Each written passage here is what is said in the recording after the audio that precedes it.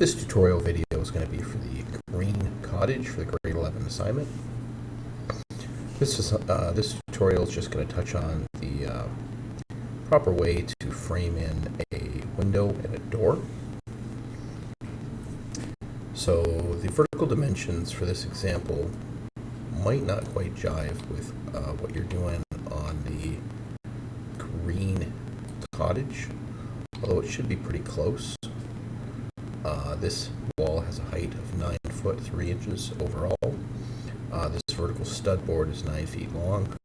The thinking was the room for this particular structure was going to be 9 feet high, and that the bottom board, which is 1.5 inches, that height would more or less be eaten up by flooring, whether it be tile or wood flooring, and the same could be said for the top and the ceiling.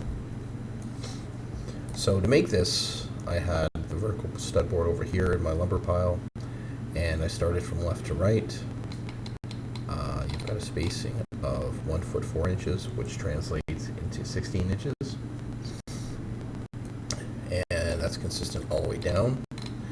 So what I did was I populated the entire wall before I put in my windows and my doors, and obviously the mathematics work out so that the last spacing is not going to be 1 foot 4 inches.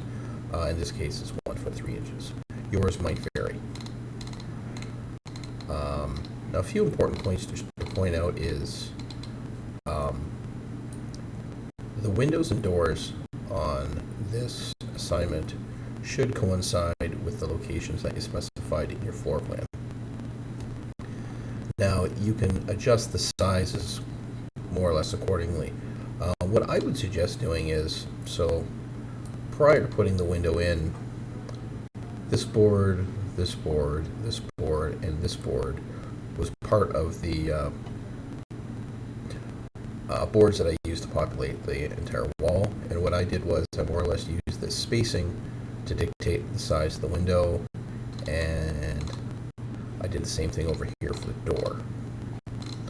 Now, to frame in the window, though, you've got to keep in mind there's a few things that you have to include. There's a 2x4 going across. You're going to need a 2x4 underneath this end and that end to support it.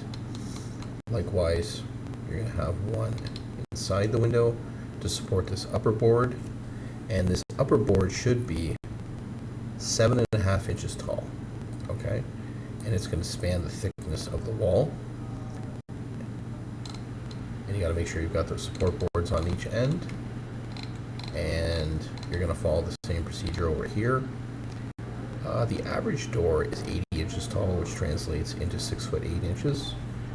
And for this door, the width is 2 feet 3.5 inches. You can change yours to whatever you like. This is just the size that more or less we came up with because of the existing stud boards.